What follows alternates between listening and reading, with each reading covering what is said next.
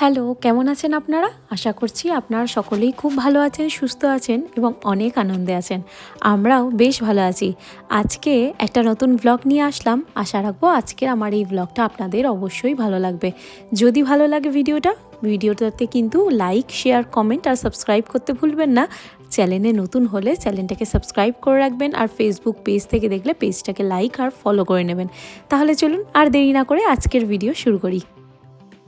আজকের দিনটা হলো 14ই ফেব্রুয়ারি, মানে হলো ভ্যালেন্টাইন্স ডে, ভালোবাসার দিন। আজকের দিনে সকালটা দেখুন কি অপূর্ব দেখতে লাগছে। একদম আকাশটা দেখেই ঠিক প্রেমে পড়ে যাওয়ার মতো, তাই না? যে কেউ দেখলে এই আকাশের প্রেমে তো পড়বেই। আজকের দিনের শুরুটা যে এত সুন্দর, এত ভালোভাবে হবে কখনো ভাবতেই পারিনি। রাত্রেবেলা জানলার পর্দাগুলো তো লাগানো থাকে, বাইরেটা দেখা যায় না। তবে ঘুম থেকে যখন উঠেছিলাম তখন মনে হচ্ছিল বাইরেটার রংটা একটু অন্যরকম। যখনই ঘরের পর্দাটা খুললাম এমন সুন্দর সকাল দেখতে পারলাম। কি সুন্দর, কি অপূর্ব লাগছে চারিদিকটা, একদম অন্যরকম, তাই না?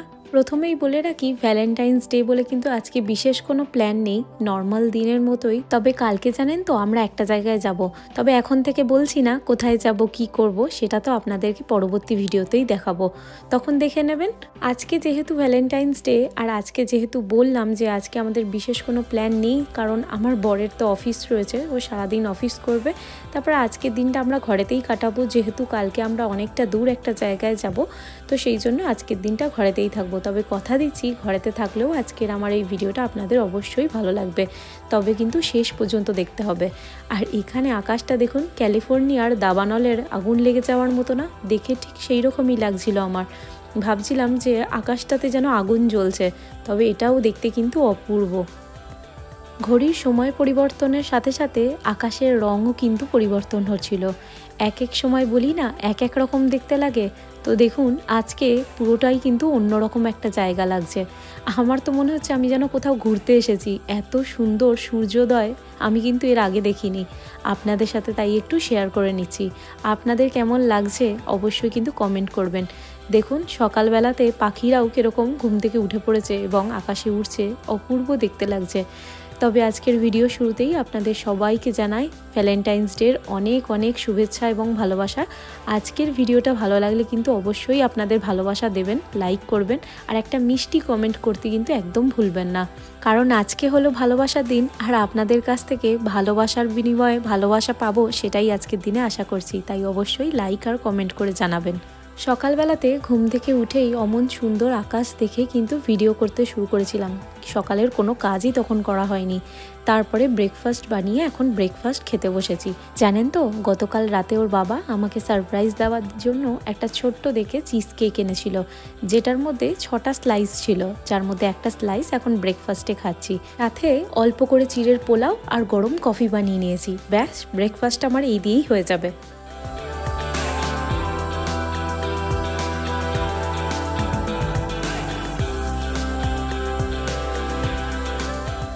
আজকে ভ্লগ বানানোর কিন্তু আমার কোনো প্ল্যানই ছিল না, যেহেতু আজকে জানি যে কোথাও বেরোবো না, কিছু করব না, সেই কারণে। কিন্তু অমন সুন্দর সকাল দেখে কিন্তু ভিডিও করবার প্ল্যান করলাম। একটু বেলা হতেই কত সুন্দর রোদ উঠেছে দেখুন, চারিদিকটা কি সুন্দর চকচক করছে একদম। সত্যি বরফের উপর রোদ পড়লে কিন্তু আলাদাই এক সুন্দর লাগে। এখন আকাশটার রং দেখুন পুরো নীল হয়ে গেছে আর সূর্যটাও বেশ ভালোভাবেই উঠে গেছে। আমি বেশ সকালবেলাতেই আজকে ঘুমটা ভেঙে গেছিলো, তাই উঠে পড়েছিলাম। তবে উঠে পড়েছিলাম বলেই কিন্তু সকালবেলায় অমন সুন্দর সূর্য উদয় দেখলাম। তবে জানেন তো, জানি না শুধু আমার সাথেই এটা হয় কিনা বা আপনাদেরও হয় কিনা, সেটা অবশ্যই জানাবেন। ছুটির দিনগুলোতে আমার কিন্তু খুব তাড়াতাড়ি ঘুম ভেঙে যায়, আর স্কুলের দিনগুলোতে যেদিনকে আমাকে তাড়াতাড়ি উঠতে হবে সেই দিনকে কিছুতেই আমার আর ঘুম ভাঙতে চায় না। আচ্ছা সত্যি করে বলুন তো, এই জিনিসটা কি শুধুমাত্র আমার সাথেই হয় না আপনাদের সাথেও হয়ে থাকে?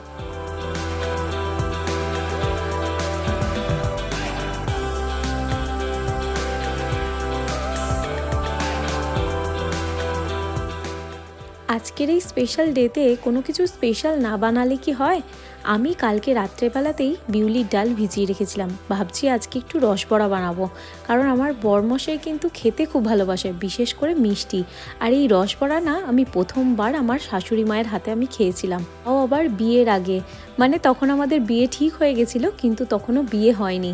তো একদিন বিয়ের আগে আমার হবু শাশুড়ি মা তখন বরমশায়ের হাত দিয়ে আমাকে রসবড়া করে পাঠিয়েছিল খেতে। তো আমি প্রথমবার যখন খেয়েছিলাম আমার বেশ ভালো লেগেছিল, আর তখনই জানতে পেরেছিলাম যে ও রসবড়া খেতে খুব ভালোবাসে। তাই ভাবলাম যে আজকে একটু রসবড়া বানাই। কালকে রাতেই পিউলির ডালটা ভিজিয়ে রেখেছিলাম, তারপরে সকালবেলা উঠে ভালো করে পেস্ট বানিয়ে নিয়েছি। আর এখন ওই যে দেখতে পাচ্ছেন একটু মৌরি উপর থেকে ছড়িয়ে দিয়েছি। এবার এটাকে ভালো করে ফেটাবো। আর এদিকে চিনির রসটাও আমার প্রায় রেডি হয়ে গেছে। কিছুই না, যত কাপ জল নেবেন তার ডবল কাপ চিনি দেবেন, তারপরে সেটাকে ভালো করে ফুটিয়ে নিলেই কিন্তু যখন চ্যাটচ্যাটে ভাব চলে আসবে তার মানেই জানবেন আপনার রসটা রেডি হয়ে গেছে। এইবার আমি এক এক করে বিউলির ডালের বড়াগুলোকে ভেজে নেব। খুব বেশি লাল করার দরকার নেই, হালকা লাল করে ভেজে নিলেই হবে। এই যে দেখুন আমার একটা পিঠ হয়ে গেছে, একটু গোল্ডেন ব্রাউন কালার হয়েছে যেই তখনই উল্টে দিয়েছি। তারপরে আরেকটা পিঠ ভাজা হয়ে গেলেই কিন্তু গরম গরমই কিন্তু রসের মধ্যে ফেলে দেবো। রসটাও কিন্তু গরম হতে হবে, তবেই কিন্তু রস বড়াতে রসটা ঢুকবে, না হলে কিন্তু রস ঢুকবে না। এই রে, কয়েকটা বড়া একটু বেশিই ভাজা হয়ে গেল ভিডিও করতে গিয়ে। কিছু কিছু বড়া আমার ভিডিও করতে গিয়ে একটু বেশি লাল হয়ে গেছে। আমি বলবো এতটা কড়া করে ভাজার কোনো দরকার নেই, হালকা লাল করে ভাজলেই কিন্তু হয়ে যাবে। আর এই যে দেখতে পাচ্ছেন আমার রসটা কিন্তু এখনও ফুটছে, আমি সেই ফুটন্ত রসের মধ্যেই কিন্তু ভাজা বড়াগুলোকে দিয়ে দিচ্ছি। তারপরে কিছুক্ষণ রেখে দিলেই কিন্তু রসগুলো ভেতরে ঢুকে যাবে। এই গরম গরম বড়া ভাজা দিয়ে কিন্তু গরম ভাত খেতেও কিন্তু খুব ভালো লাগে, ভাতের মধ্যে একটু ঘি ফেলে দিয়ে। এই দেখুন গরম গরম রসবড়া কিন্তু আমার একদম রেডি। দেখুন তো কেমন হয়েছে।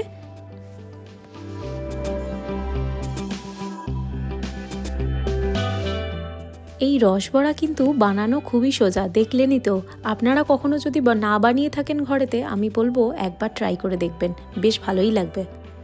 রসবড়াটা দেখতে যেরকম লোভনীয় লাগছে, খেতেও কিন্তু দারুণ হয়েছিল। অন্তত আমার মেয়েতে আর বড়ে তো তাই বলল। এখন জানি না, আমি একটা খেয়ে দেখি তাহলে বুঝতে পারবো। এই রসবড়া আবার আমি আমার বাপের বাড়িতে কোনো দিন খাইনি, এই শ্বশুর বাড়িতেই প্রথম খাওয়া। দাঁড়ান, আমার তো বেশ ভালো লাগলো খেতে, এবার মেয়েকেও একটা দিই। দাঁড়ান দেখাচ্ছি ওর কেমন লেগেছে।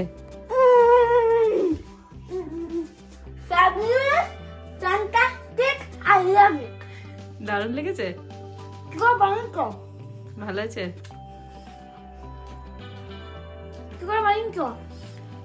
ডাল দিয়ে। ডাল? হ্যাঁ, আমার ডাল ভালো লাগে না, কিন্তু এটা ভালো লাগে।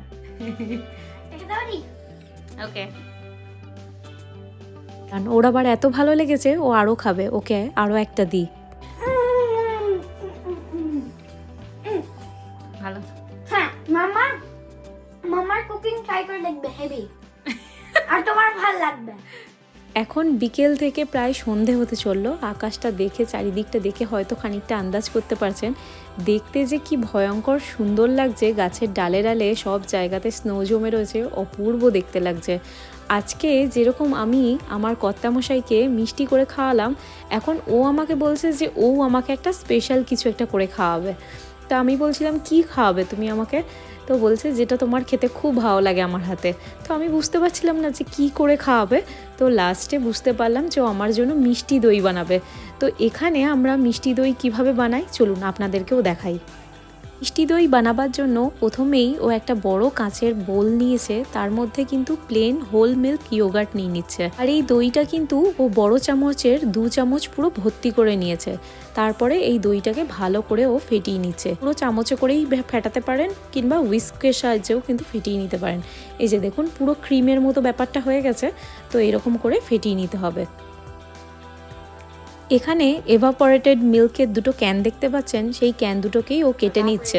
এভাপোরেটেড মিল্ক কিছুই না, শুধুমাত্র দুধটাকে ভালো করে যে আমরা ঘন করে জাল দিই, সেই ঘন দুধটাই হলো এইটা। এখানের মানুষেরা জানেন তো খুবই রেডিমেড ক্যান ফুড খায়, আর তার জন্য কিন্তু এই ক্যান কাটারগুলো পাওয়া যায়, যার সাহায্যে কিন্তু খুবই ইজিলি ক্যানটা দেখুন কাটা হয়ে যাচ্ছে। এইটা কিন্তু এখানে বেশ দরকারি একটা জিনিস, কারণ এখানের বেশিরভাগ জিনিসেই কিন্তু ক্যানে পাওয়া যায়। তো এই দেখুন ঘন দুধটা দেখতে পেয়েছেন, কালারটা একটু অন্যরকম। এটা কিছুই না, এটা একটা স্টেপ স্কিপ করে যাওয়া এটা কিনলে, কারণ দুধটাকে ঘন করে আর জাল দেওয়ার দরকার নেই, এটাকে জাস্ট একটু গরম করলেই কিন্তু রেডি হয়ে যাবে। এই যে দুধটাকে প্যানের মধ্যে ঢেলে গ্যাসের ওভেনের উপর বসিয়ে দিয়েছে আস্তে দিয়ে, এবার দুধটা একটু গরম করলেই কিন্তু হয়ে যাবে। আর এখানে ও দুটো কনডেন্স মিল্কের ক্যান কেটে নিয়েছে, যেটা কিন্তু চিনির কাজ করবে, মানে মিষ্টির কাজ করবে। চাইলে আপনারা চিনি দিয়ে ক্যারামেল করেও কিন্তু মিষ্টি ইউজ করতে পারেন, কিন্তু ও প্রত্যেকবার কিন্তু কনডেন্স মিল্কই ইউজ করে থাকে। তো এবার ওই গরম দুধটা কিন্তু দইটার উপরে দিয়ে দিচ্ছে আস্তে আস্তে করে, আর যতবার অল্প অল্প করে দিচ্ছে ততবার কিন্তু আস্তে আস্তে করে মিশিয়েও নিচ্ছে। এই যে দেখুন, যেরকমভাবে আমরা নর্মালি দই পাতি ঠিক সেইভাবেই। এখানে বাঙালি মিষ্টি আর কোথায় পাওয়া যায়, সেই জন্য আমাদের পছন্দের যদি কোনো মিষ্টি খেতে হয় তাহলে নয় ঘরেতে বানাতে হয়, না হলে ওই দেশের জন্য অপেক্ষা করতে হয়, যবে দেশে যাব তখন গিয়ে খাবো। ঘরেতে দই বসানোর জন্য জিনিসপত্রগুলো কিন্তু দুদিন আগেই ও কিনে রেখে দিয়েছিল, কিন্তু আজকে যে মানিয়েও আমাকে খাওয়াবে সেইটা বুঝতে পারিনি। যদিও আজকে খেতে পারবো না জানেন তো, এটা কারণ জানেনই তো এখন বসাতে বসাতেই রাত হয়ে যাচ্ছে, এখন সকালবেলায় কিন্তু জমবে, তারপরে সেটা ফ্রিজে ঢোকাতে হবে। ফ্রিজে রেখে দেওয়ার পর বেশ কয়েক ঘন্টা পরে কিন্তু ভালোভাবে জমে যাবে। তাই আজকে আর খাওয়া হবে না, খাওয়া হবে সেই কালকে।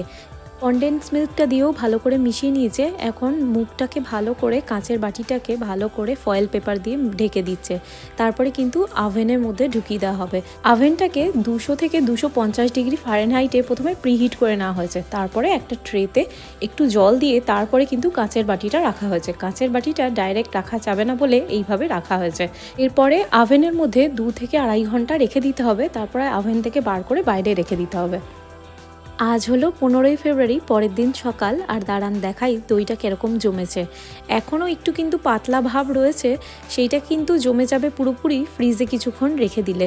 তাই এখন বেশি নাড়াচাড়া করব না, আপনাদেরকে জাস্ট একটু দেখিয়ে দিই, তারপরে কিন্তু ঢাকনা চাপা দিয়ে এটাকে কিন্তু ফ্রিজে রেখে দেবো বেশ কয়েক ঘন্টা।